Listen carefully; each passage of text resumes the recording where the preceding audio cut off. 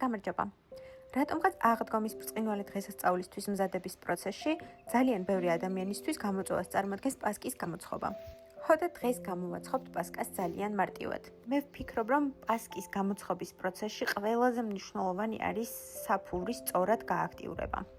ამისთვის გამოვიყენებთ თბილ რძეს, შაქარს და მცირე რაოდენობით ფქვილს. ყველა ინგრედიენტს ძალიან კარგად გავხსნით ერთმანეთში და დავაყოვნებთ. პარალელურად ქიშმიშს მოვასხათ მდუღარე წყალი და დროებით გადავდოთ. ამასობაში დრო მოვიდა პასკისთვის გამოსაყენებელი სუნელები გავხსნათ. ამისთვის მე გამოვიყენებ Goldsmith-ის არაყს. საფქვილ სუნელებს მოვასხი დაახლოებით 2 სუფრის კოვზი მაღალი ხარისხის არაყი და დროებით გადავდგი.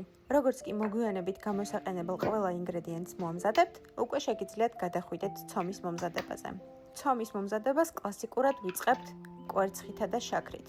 მე გამოვიყენე 5 კვერცხი და 2 კვერცხის გული, რომელშიც ყოველგვარი ზედმეტი ძალისხმევის და ზედმეტი თქუების გარეშე უნდა გავხსნათ შაქარი. გთხოვთ ყურადღება მიაქციოთ, რომ თქვენს მიერ გააქტიურებული საფუარი უნდა იყოს სუსტად ისეთი ფორმის, როგორცაც ხედავთ ვიდეოში. თუ არ გაგიაქტიურდებათ საფუარი, გირჩევთ, რომ ის თავიდან მოამზადოთ. საფუვრიან მასას მე დავამატე სუნელები, ასევე მცირე რაოდენობით ფქვილი და შემდეგ ოთახის ტემპერატურაზე გამნარი კარაქი. სამწუხაროდ ეს ნაწილი ვიდეოში ვერ მოხვდა, ამიტომ სიტყვაზე მენდეთ. მიღებული მასა უნდა დავაყოვნოთ აფუებამდე. პარალელურად ცხელ წყალში უკვე გახსნილ ქიშმიშს გავაცალე წყალი და დავასხი ღვინო, რათა გემოები კარგად გაუჭდეს. ცოტა ხნის დაყოვნების შემდეგ უბრალოდ გავაშრე და მოვამზადე ცომში გამოსაყენებლად.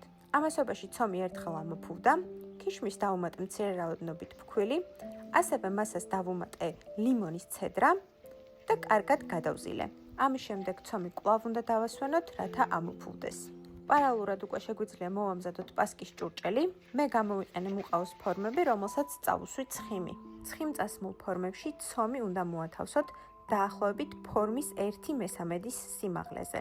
როგორც კი დაასრულებთ ფორმებში ცომის მოთავსებას, შეგიძლიათ ზედაპირი გაუსწოროთ ცხიმიანი კოვზით. მე გამოვიყენე ზეთი და ასე მოვასწორე პასკის ზედაპირები. ცომს კვლავ ვასვენებთ და როგორც კი ამოფუვდება, ვათავსებთ ღუმელში გამოსაცხობად.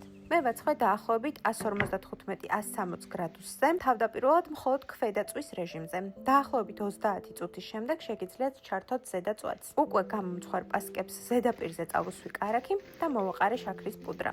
პასკა გამოდის საკმაოდ ნოტიო, გემრიელი და არომატული. ამ ვიდეოში თქვენთვის ასევე მინდოდა მეჩვენებინა რა მარტივია პასკის მორთვა ჩემი შაქრიანი მინანქრით, რომელიც შრება ძალიან მარტივად და არის ძალიან ხრაშუნა. მრავალს დაესწარით. დროებით!